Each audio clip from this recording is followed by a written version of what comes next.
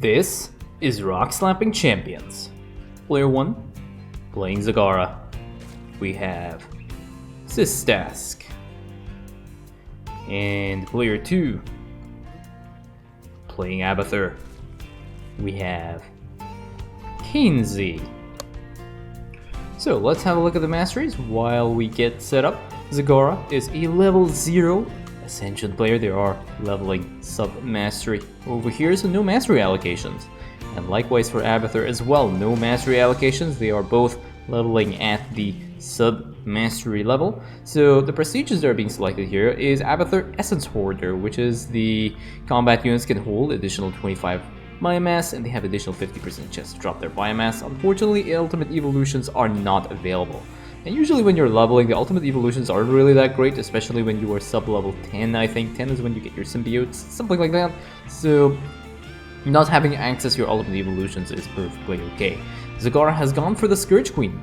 So the Scourge Queen allows you to get extra Scourge from your Scourge Nest. It allows you to get free Scourge from your Scourge Nest. And it allows you to get also extra Banelings from your Baneling Nest. So you get a lot of good value in terms of your suicide units here. Unfortunately, Zagara is not available, and this does mean that if you are dealing with a lot of splash damage, you can get completely wiped in terms of your army. So especially if you're dealing with things like Infestors and High Templars, they will storm you and you're more likely to lose your army before they actually contact the enemy units. And this is why I'm not really much of a fan of the Scourge Queen Prestige.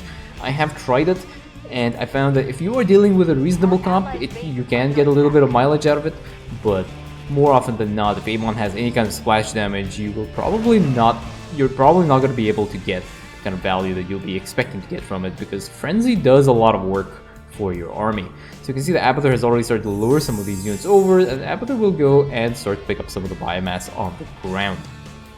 But remember, since no ultimate evolutions are available, Abathur will have to be a little bit more careful with how they engage some of the enemy units here. So they have to make sure they don't end up getting caught. There's one random Marine that actually somehow managed to survive there. In fact, is going to start healing that Marine up. Marine will end up dying eventually, but now there are a bunch of more Marines that are coming up, and now that Roach has to be a little bit careful. Zagara sends in a bunch of Banelings, and you can see what I mean here. Like, these Marines will just focus down these Banelings and they will end up dying. So Zagara has still not taken her expansion yet. So Zagara has already put down 3 hatcheries, and there's a 4th one on the way. And now we have a bunch of Banelings that are running. Don't do it. Don't do it. Don't do it. No, don't. Oh. We have a bunch of Banelings that were used to clear, at least attempt to start clearing these rocks, but these rocks have a lot of HP, so it's going to be a while before Zagara is going to be able to clear that. Zagara just needs a few Zerglings, and she can clear those, and she needs just 2 productions of Zerglings, like two Z-keys onto her larva, and that will be enough to give her enough Banelings to clear those rocks in a reasonable amount of time, because she's getting something like 4 Zerglings per egg now. But apparently Zagara is not interested in clearing that in this way. We have 2 evolution chambers that have come down for Zagara. What is Zagara producing? She's going for her Overlord speed upgrade, which is good, and she's also converting. She's also making a lair right now, or yeah, she's going up for a lair, which is also kind of nice. It's going to give her access to more tech units. But we have another bunch of Banelings now. They have the centrifugal hooks upgrade. They are running right to these rocks. Zagara is hellbent on using these Banelings to clear everything on this mission, and that is what her plan is. There's a lot of larvae right now. They're not really doing anything. We have a few more Banelings here, but the Banelings do get re-rallied. They're like, nope, they gotta go, and they gotta clear these rocks. I think these rocks will finally fall right now. Yeah, so the rocks have been cleared. Is she gonna do it for the gas rocks as well? She's probably gonna do it for the gas rocks as well. Banelings are contemplating which of the gas rocks they want to attack. A few more Banelings over here. Yep, they've been re-rallied over, and what are these Banelings gonna do? They move over here. Okay, they're gonna go try and engage the attack wave, but the attack wave does not really need to be attacked by these Banelings because there are toxic nests here for Abathur, and allowing these toxic nests to actually get their kills is going to allow Abathur to get a much larger power level that he needs. So these Banelings are actually gonna be wasted. To be honest, they're better off just being sent against the rocks, which is kind of funny. They're sent against Void Thrasher now, so Zagara isn't interested in clearing the gas rocks just yet. Maybe eventually she's gonna be I'm so confused right now. I have no idea. And we have armor upgrades for the banelings. Because everybody knows the armor upgrades are perfect for banelings. Yeah, these banelings are just being run right into the Void Thrasher one after the other. And Abathur already has a few Ravagers, so these Ravagers are going to be okay. They will be able to take out this Void Thrasher. And we have another set of Scourge. Now the Scourge have joined into the fray, and they were going to be charged into the Void Thrasher one by one. And these Ravagers are eventually going to take out this Void Thrasher. Another final run of Banelings, and these Banelings still do not end up killing this Void Thrasher. Abathur just harassing a little bit, dropping some piles right on top of that siege tank, and clearing that siege tank up. Hatchery is now out for Zagara, so Zagara is sitting at about 5 production structures, which is I think enough for the end game. I think those production structures are a little bit early. Now that the Void Thrasher is dead, these Banelings are going to be moving towards these rocks to try and clear those rocks as well. We have some more drones coming out. Well, the rocks are almost dead. They're like sitting at about 40 HP. And we have another set of Banelings are out as well, with a bunch of Scourge. So the Banelings are going to be sent towards these rocks, so the first of these gas rocks will end up getting cleared. The second of these gas rocks are not going to be. We have 20 out of 15 worker saturation here. The car will probably make an extractor and re-rally those workers across. We have another attack wave now on the way, and the enemy composition they're dealing with is a raiding party composition. So what are these Banelings going to do? They're going to go for the gas rocks. That is the high priority target. It's not the big red dot on the map, which is okay because it actually helps Abathur out a little bit. Abathur can deal with some of these attack waves here. Gas rocks have finally been cleared, and 2 more Banelings have nothing to attack, so they are going to run right into the enemy forces, which has a siege tank, and end up getting completely squished by that. And unfortunately, Zagara does not have the splitter strain Baneling, so she's not really getting the kind of value that Zagara would normally get out of this, out of the prestige, which is the the Scourge Queen prestige. And that is why Zagara needs those splitter strain Banelings to really get the kind of value from her units. So she's currently rallying up her army right now. She is currently supply blocked. Now she's sending a bunch of Scourge towards Amon's forces. You can see how slowly these Scourge actually move. And unfortunately, they have nothing here to do. They have nothing to do here, and that Thor is just going to completely wreck all the Scourge that was sent there. And unfortunately, also, the Scourge kills do not appear on the units and structures lost. Please fix if you can. But yeah, the Scourge will not appear here, but all those Scourge, I think maybe 1 or 2 may have hit the Void Thrasher, so a lot of army lost. I wonder if it appears on the extras as the army lost tab. I think the Banelings that end up contacting the enemy units also appear. So this is the resources lost tab for Zagara, which is also not perfectly indicative because the Scourge are actually free for Zagara, but Abathur is already engaging that wave. Zagara has a few Scourge, few Banelings. They're just rallied over here right now and they're waiting. Zagara is operating completely on free units. She is totally 100% couponing her army, and is that Scourge going to end up hitting? I think that Scourge might end up contacting the Void Thrasher. Now there's another missile turret here that picks up 2 of the Scourge. Finally they end up contacting the Void Thrasher.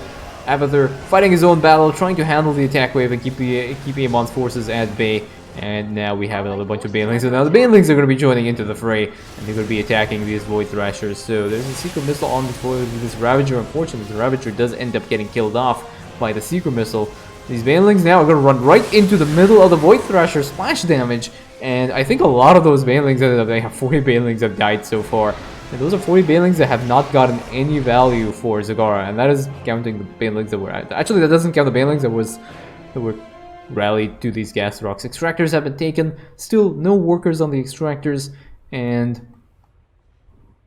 Zagara is sitting on 4,800 minerals right now. So yes, Zagara is totally couponing her way here, taking advantage of the free offers that are being offered by the Scourge Queen Prestige. And a bunch of Banelings here. Are they going to run right into the enemy base? Yeah, those things are just not going to last very long, which is weird. But Zagara is building up some more Banelings, building up some more Scourge, waiting for the army to reach critical mass before she goes and engages this attack wave, while at the same time floating 5,000 minerals right now. Zagara is not making any Zerglings, which is funnily enough would have been a lot more valuable if Zagara actually made those Zerglings.